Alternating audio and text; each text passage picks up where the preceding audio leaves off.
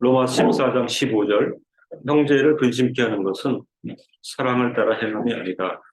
이렇게 주제를 정했습니다. 제네바 성경의 본문은 이렇습니다. 만일 음식으로 말미암아 내 형제가 근심하게 되면 이는 내가 더 이상 사랑에 따라 행하지 아니하리라. 그리스도께서 대신하여 죽으신 저를 내 음식으로 망하게 하지 말라.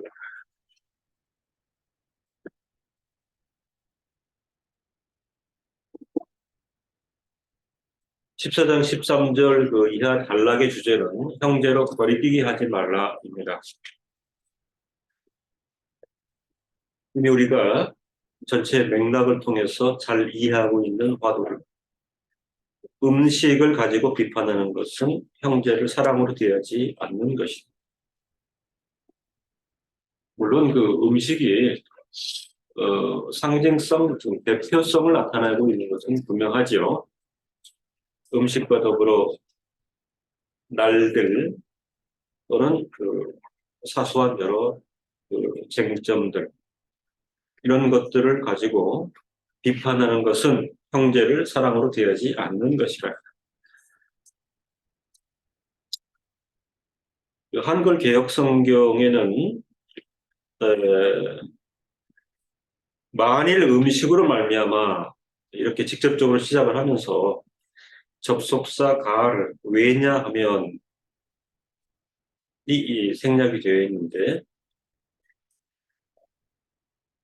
이 가르는 그 원문에 나와 있는 가르는 앞전 14절과 연결된 가르가 아니고 13절 하반절 도리어 부딪힐 것이나 부끄러운 것을 형제 앞에 두지 아니할 것이라고 너희는 판단하라에 이어서 15절에서 왜냐하면 만일 음식으로 문맥이 이렇게 연결되는 것입니다. 14절은 그 중간적 교훈의 결산이죠. 내가 주 예수 안에서 알고 확신하는 것은 무엇이든지 스스로 속된 것이 없으되 다만 속되게 여기는 그 사람에게는 속되니라. 이렇게 그 작은 결론이 삽입되어 있는 것이고 전체 문맥에는 13절 하반절 도리어 부딪힐 것이나 부끄러운 것을 형제 앞에 두지 아니할 것이라고 너희는 판단하라. 이게 이제 바로 이어지는 것은 15절입니다. 왜냐하면 만일 음식으로 말미암아 이런 구문인데 15절에 우리 개역 성경에 가를 왜냐하면 이 접속사가 생략되어 있는 형태입니다. 도리어 부딪힐 것이나 부끄러운 것을 형제 앞에 두지 아니할 것이라고 너희는 판단하라. 왜냐하면 만일 음식으로 말미암아 내 형제가 근심하게 되면 문장은 이렇게 이어집니다. 로마서 14장 15절에서는 사도가 믿음이 강하다고 자부하는 이들에게 교훈하는 내용으로 나타나 있는데 우리가 한 가지 그 체크를 해볼 것은 로마서 14장 전체 문맥으로 보면 강한 자와 약한 자들이 서로 평론하는 정황에 대해 사실은 강한 자들에게도 약한 자들에게도 주의와 경고를 주는 내용입니다. 먹는 것이라든가 날들에 대해서 강한 자, 약한 자, 각자의 주장이 제시되어 있습니다. 그런데 이 15절에서 보면 사도가 조금은 믿음이 강하다고 자부하는 이들에게 치우쳐 교훈하는 내용이 있으니 이것은 공동체 내에서 아무래도 강한 자들의 주장과 영향력이 보편적으로 크다 하는 전제하에서 이런 입장을 전개하고 있는 것입니다. 본문에 보면 내 형제가 근심하게 되면 헬라어 루이페이타이는 원형 동사 루이페오의 3인칭 단수 현재 직설법 수동태입니다. 어떤 일에 영향을 받아서 양심의 괴로움을 겪는 일이 루이페이타이 개역 성경에 근심하게 되면 이렇게 이제 전개하고 있는데 특별히 제가 그 독일어 성경에 보면 이 리페이타이가 독일어 동사 베트루벤 이렇게 나와있어요. 그죠? 리페이타이. 우리 개혁 성경에 근심하게 되다. 형제가 근심하게 되다. 이 표현이 있는데 제 개인적으로는 이 독일어 베트루벤 트리벤이 뭐냐면 예, 유럽에 보면 유럽의 그 가을이라는 게 일단 한 3시 반 되면 해가 지거든요. 그리고 뭐 우박도 떨어지고 그죠? 비도 떨어지고 낙엽도 날리고 그래 이제 또 그 독신으로 사는 사람들이 굉장히 많은데 슬프고 우울해요. 이게 베트루벤이에요. 슬프고 우울하고 사실 그 자살자가 어마어마하게 많죠. 그죠? 그 우리나라도 그 소위 1인 가정이라고 하잖아요. 요즘은 젊은이들도 혼자 사는 그 친구들이 많은데 우리 애니도 혼자 살고 있잖아요. 네, 가끔은 외롭습니까? 외롭지 않아요? 아, 다행입니다. 유학을 가서 보니까 유학생들이 한국 사람들이잖아요. 한국 사람들인데 그런 분위기 날씨에 적응을 못해요. 뭐늘 깜깜해요. 그죠? 해가 없으니까 뭐 오전도 밤 같고 낮도 밤 같고 그리고 또 허용하잖아요. 허용하잖아요. 그리고 그 동네는 차들도 거의 경적을 울리는 게 없어요. 그러니까 새소리 정도 들릴까? 이런 데서 그 조그만 기숙사 방에서 말이죠. 5년, 6년 살게 되면 슬프고 우울해.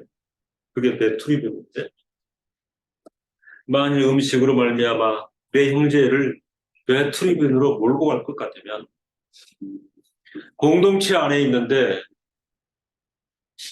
마음도 상하고 슬프고 우울하게 된다 하면 이를 신학적으로는 상처받은 양심의 상태를 말하는 것으로 이해할 수 있습니다. 상처받은 양심의 상태. 마태복음 17장 22절, 23절 여기 이제 류표가 나옵니다.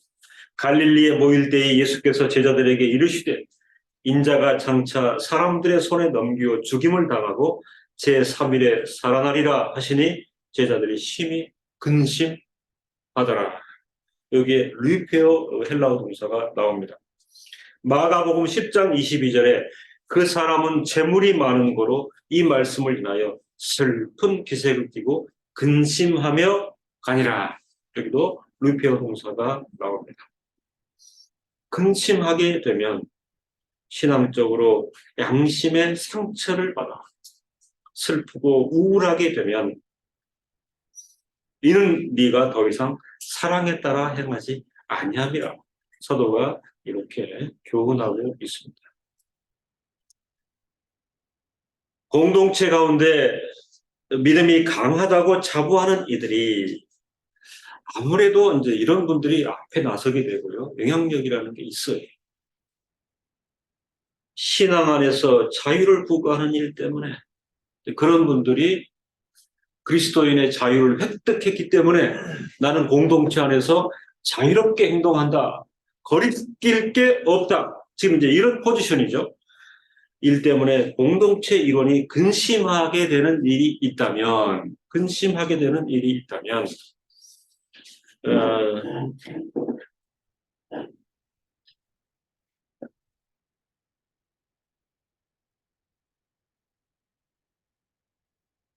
총회와 그 도회 안에 이렇게 보면 저도 뭐 상처를 많이 입어서 슬프고 우울한 적이 한두 번이 아닌데요. 이 총회나 이게 노예 안의 인물들 중에 보면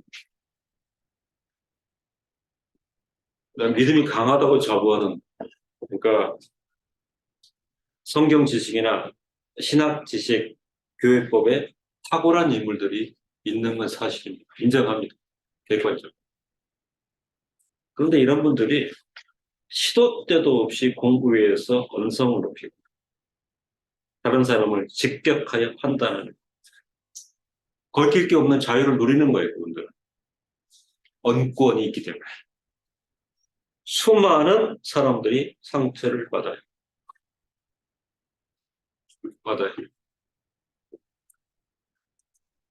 노예 같은 경우는 외람된 얘기인데요.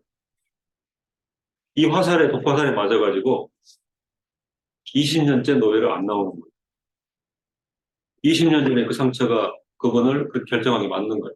노예를 가지 않냐. 그 인물의 얼굴을 보지 않게. 이 수가 점점 늘어요. 믿음이 강하다고 자부하는 이들이 신앙 안에서 거리낄 게 없어요. 그 자유를 구가하는 일 때문에 공동체의 이론에 근심하는 일이 있다면 믿음이 연약한 자들은 마음의 상처를 받을 것이고 그의 신앙 상태에 결함이 생길 가능성이 높다는 것에 대하여 사도는 주의를 주고 있다.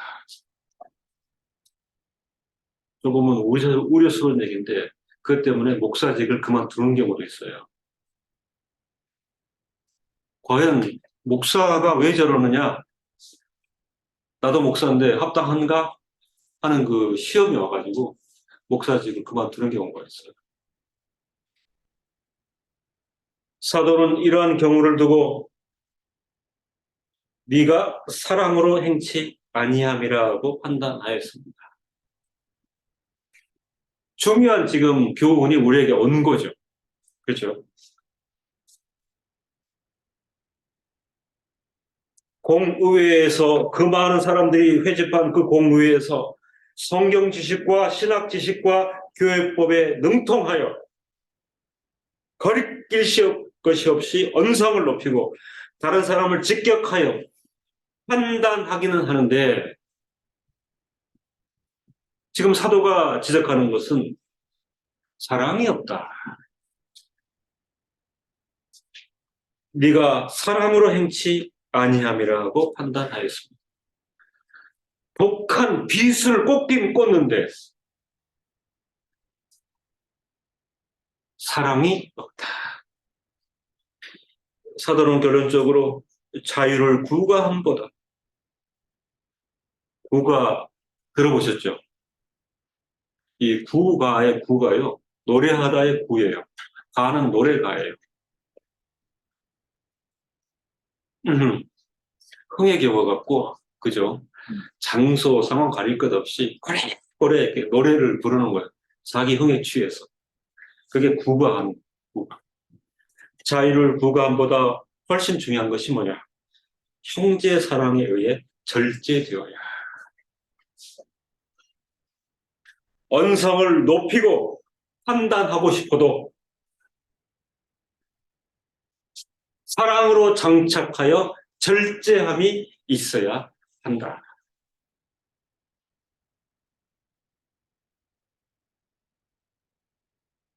자유를 구가함보다 훨씬 중요한 형제 사랑에 의해 절제되어야 할 것을 호소하면서 이를 통한 성도 생활과 행동의 원리를 말하고 있습니다. 베드로전서 4장 8절, 요한일서 4장 7절로 8절에 무엇보다 열심으로 서로 사랑할지니 사랑은 허다한 죄를 덮느니라.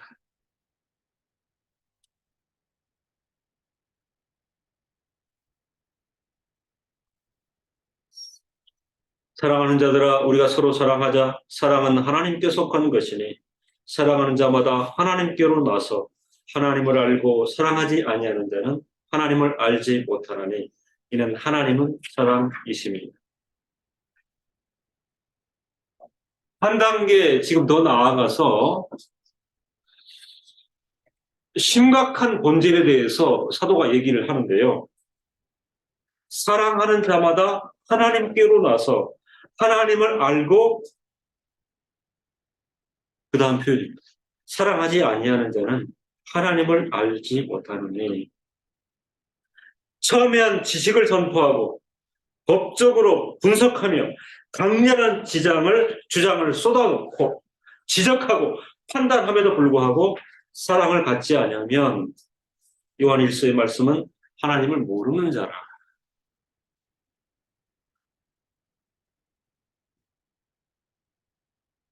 총회 노예 속상에서 이렇게 마음에 오는 것은 뭐냐면 저 인물이 과연 하나님을 아는가? 하나님을 사랑하는가? 이런 그 정서가 있어요. 과연 하나님을 알고 하나님을 사랑한다면 그렇게 할 수 있을까?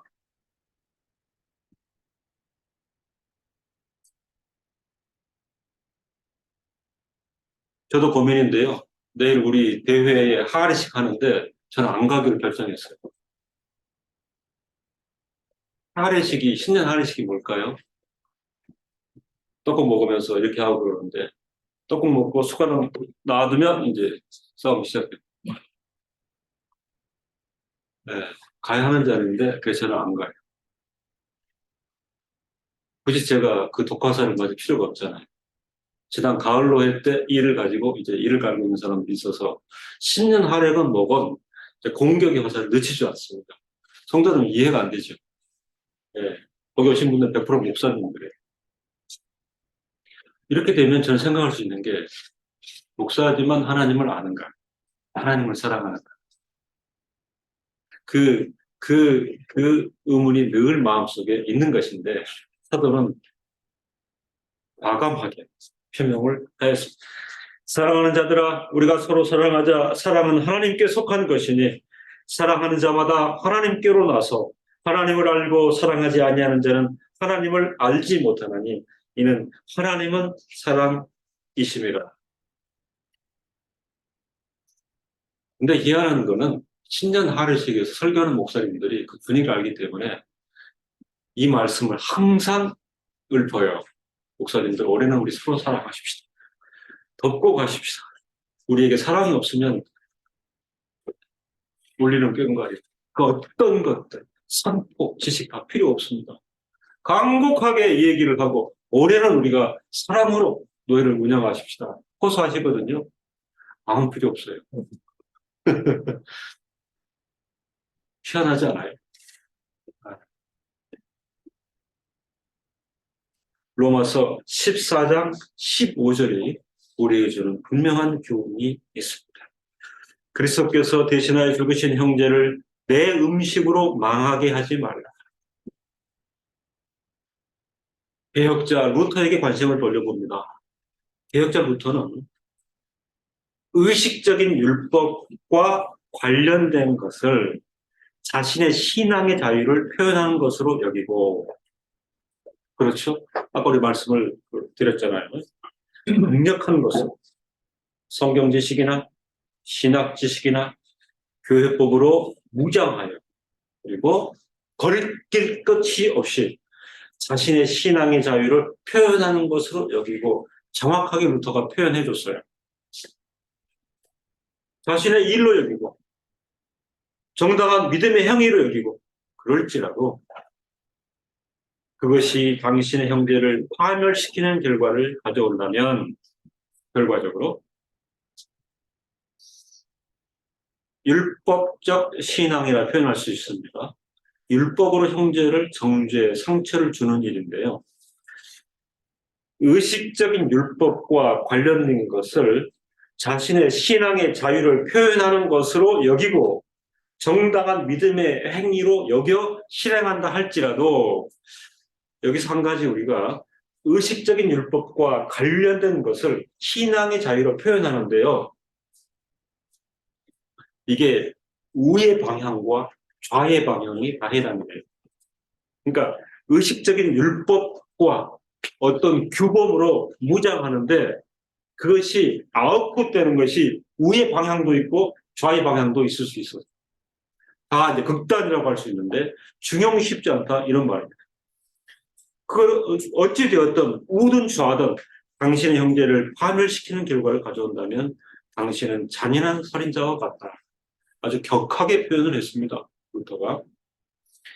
뿐만 아니라 내 형제 안에서 이루어진 그리스도의 죽음을 경멸하는 것이 되기에 그것은 온갖 종류의 잔인성을 능가하는 죄가 되는 것이다. 왜냐하면 그리스도께서는 그 연약한 형제의 구원을 위해서도 죽었기 때문이라. 이 내용은요, 구체적으로 고린도전서 8장 10절로 11절의 내용을 주석한 부분인데, 지식 있는 내가 우상의 집에 앉아 먹는 것을 누구든지 보면 지식 있는 내가 이게 의식적인 율법으로 무장한 강하다고 자부하는 그런 이제 이입니다. 지식 있는 내가 우상의 집에 앉아 먹는 것을 누구든지 보면 이 경우는요, 율법과 의식은 무장이 됐는데 좌로 간 거예요. 그죠? 좌로. 근데 스스로 관용해가지고 좌로 간 겁니다. 그런데 우상의 집에 앉아 먹어요. 이게 떳떳한 자신의 자유부가예요. 그렇게 해석하는 겁니다. 누구든지 보면 그 약한 자들의 양심이 담력을 얻어 어찌 우상의 재물을 먹게 되지 않겠느냐. 그러므로 내 지식으로 그 약한 자가 멸망하나니 그는 그리스도께서 위하여 죽으신 형제니라. 지식에 있어서 강한 자가 자의적, 임의적으로 또 자신에게 관대한 해석으로 우상의 재물을 먹는 것은 마다. 지금 이 표현입니다. 연약한 자들에게 불필요한 양심의 담력을 제공하게 됩니다. 저번이 저러는데 지금 고린도 교회 상황은요. 오늘 우리 입장하고는 조금 틀리죠. 그죠? 사도 바울 당시에 고린도가 이 세속신들의 계약 경배, 우상의 천지였기 때문에 사도는 고린도 교회의 우상 숭배라든가 이런 당시의 종교적인 상황을 굉장히 우려했습니다. 그래서 상당히 고린도 교회에 대해서는 엄격하게 얘기를 하는데 고린도 교회 가운데 있으면서 지식이 있다고 하는 네가, 강하다고 자부하는 네가 우상의 집에 앉아 있는 먹는 것을 보면 본이 되지도 않거니와 연약한 자들에게 양심의 담력을 제공하여 그 일로 빠지게 하는 것, 이것도 잘못이라. 그리스도께서 대신하여 죽으신 형제를 내 음식으로 망하게 하지 말라. 그래서 본인이 결론을 내리잖아요. 네. 나는 자유롭지만 적어도 고린도 교회 정황에서는 그런 거 안 먹겠다라고 사도 바울이 선포하는 게 나옵니다. 그리스도께서 대신하여 죽으신 형제에 대하여 다음의 내용을 교훈으로 삼는 것은 중요합니다. 첫째, 한 형제의 존재가 갖는 소중함을 나타내는 것입니다. 그리스도께서 죽으시기까지 사랑하여 구원한 형제임을 생각할 때 비록 그가 현재에는 아무리 연약한 상태에 있더라도 사랑으로 대할 충분한 이유가 있음을 교훈하고 있습니다. 어젯밤에도 한 분하고 오랫동안 대화를 했어요. 질문이 들어왔길래. 어떤 교회 가운데 심란해요. 이게 마치 그 암덩어리처럼 그것만 싹 덜어내면 교회는 평안할 수 있죠.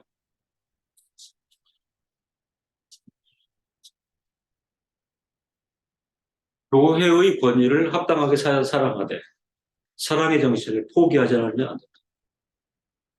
그 사람을 쫓아내면 교회는 평안으로 갈 수 있는 거예요. 그러니까 어떤 그 부정적인 영향이 크기 때문에. 근데 부정적인 부분에 대해서도 정확하고 합당하게 치리하고 그럼에도 형제의 사랑에 대해서는 결코 양보하지 말라. 둘째, 공동체 안에서 함부로 형제를 근심케 하는 일에 대한 준엄한 경고가 포함된 것으로 이해할 수 있습니다. 사도는 믿음이 강하다고 자부하는 이들에게 자유의 구가보다는 형제 사랑의 원리를 따라 처신할 것을 요구했는데 자유의 구가는 쉬운 방식이라는 것입니다. 근데 이쪽보다는 형제 사랑의 원리를 따라 처신해야 되고 형제 사랑의 원리를 세우려고 하면 인내와 희생의 성격이 부여되어 있습니다. 이건 일을 해야 되는 것이죠. 왜? 우리에게 모범이 있기 때문에 그렇습니다. 죄인을 죽기까지 잡으시고 고난받으시고 돌아가심의 희생으로 그의 사랑을 증명하심에 모범이 분명 있기 때문에 형제 사랑의 원리를 따라 처신할 때에 여기에는 분명 인내와 희생의 성격이 부여되어 있다 하는 것입니다.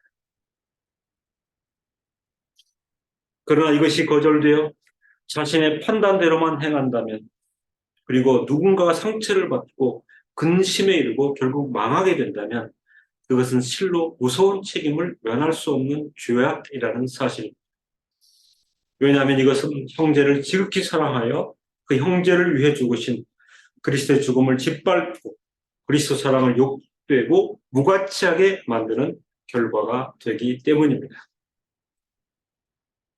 말씀의 마지막이 망하게 하다는 헬라어로 메아폴리에, 메는 하지 말라, 그죠? 부정한 거죠. 메아폴리에.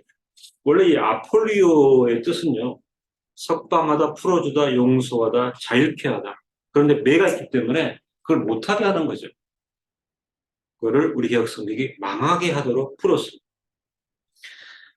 헬라의 내용은 철저한 파멸을 의미하는 것은 한 영혼을 죄에 빠지게 함으로 실족하게 하다.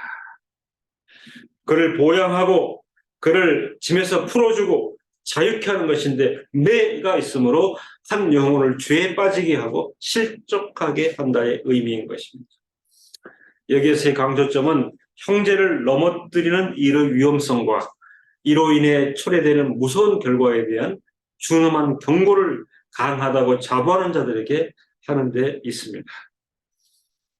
이제 정리를 하면, 꼭 교회 가운데 신앙의 강함을 자부하며 동시에 의식적 윤리에 간섭하고 거기에 삶의 기준을 두는 성도가 또는 목회자가 있을 수 있습니다. 예를 들면 모든 상황에서 가급적 구약의 의식법과 십계명의 원칙을 준수하고자 하는 태도를 가진 경우가 그럴 수 있습니다. 그런데 지금 로마서 14장 13절 이하의 주제와 관련해서 보면, 그렇더라도 그런 경우에라도 자신에게는 엄격하고 외부적으로 영향을 행사하지 않으면 그만입니다. 그러나 그리스도인의 자유를 부르짖으며 거릴 것이 없다 외치며 그 자유 위에서 옆 성도에게 자기 본의의 주장을 쏟아놓으면, 그리고 심한 영향력을 행사하려는 태도가 문제입니다. 이건 또 다른 종교적인 자유가 아니고 종교적인 방종을 행사하는 거죠. 최근에 제가 하나 이렇게 느끼는 거 보면, 그 교회 관계된 사람들이 노자의 관심을 이해가 안 됩니다. 막 현실 부정 이런 것 때문에, 그죠? 예, 우리 청소년 학생들도 배웠잖아요. 노자 하면 무의자연. 무의자연이 뭐예요?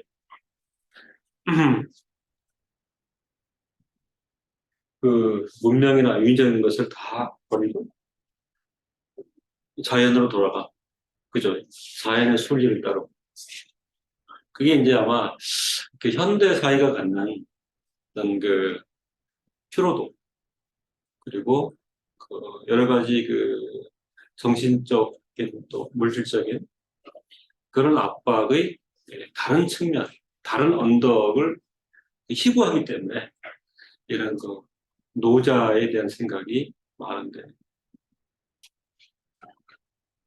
어제도 한 분이, 집사님 한 분이 어떤 교회에서 집사님 한 분이 청년들을 모아놓고 노자를 가르치기 때문에 충격을 받는다.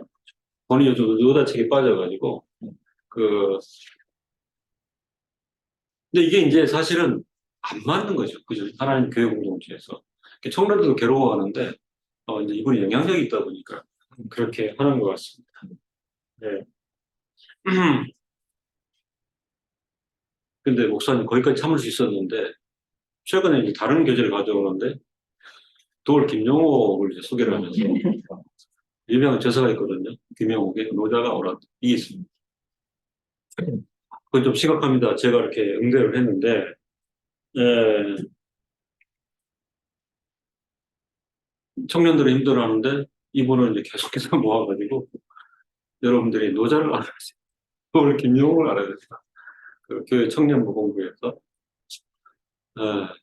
이건 이제 목회자가 개입을 해서 교회가 진리와 관계하여 진리를 목표하여 그 부형을 얻을 수 있는 교재 공부 그렇게 제한을 줘야 되기 때문에 그렇게 막 산을 넘는 것은 적당치 않다.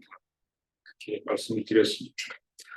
그리스도의 자유를 주시며 그 자유를 위해서 몇 성도에게, 옆 성도에게 자기 분의 주장을 쏟아놓으며 심한 영향력을 행사하려는 태도는 결론적으로 연약한 성도들을 무너뜨리며 예측할 수 없는 결과를 초래할 수 있는데 사도는 그것을 엄중하게 책망하고 있습니다.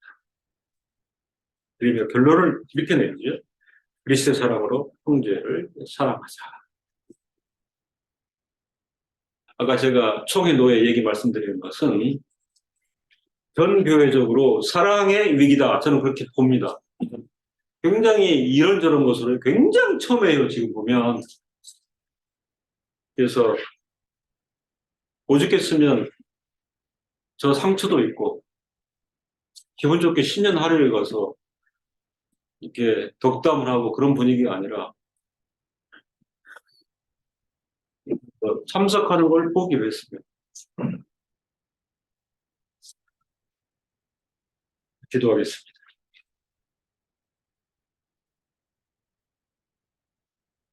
먹는 것의 문제, 날들의 문제, 사소한 화두들로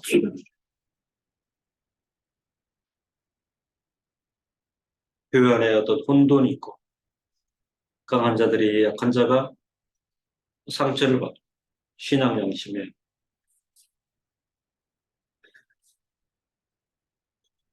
큰 상처를 받게 되는 이런 일들 인하여 사도는 우리에게 심각하게 교훈할 때에 자유를 구하는 것보다 훨씬 중요한 것은 형제 사랑이라 이렇게 교훈하고 계십니다. 첨예한 지식 선포나 법적 분석력에 강렬한 주장에 지적과 판단에도 불구하고 사랑이 없으면 그 자체로 하나님을 알지 못한다. 준엄하게 교훈하심을 저희들이 듣습니다.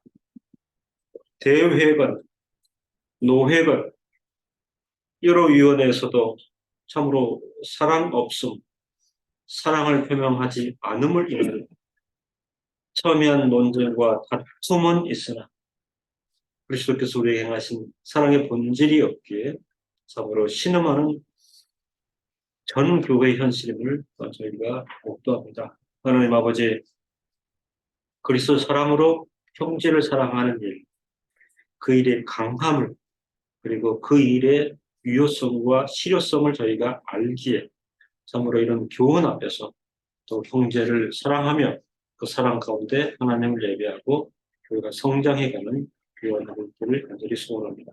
예수님의 이름으로 기도드립니다. 아멘. 아멘.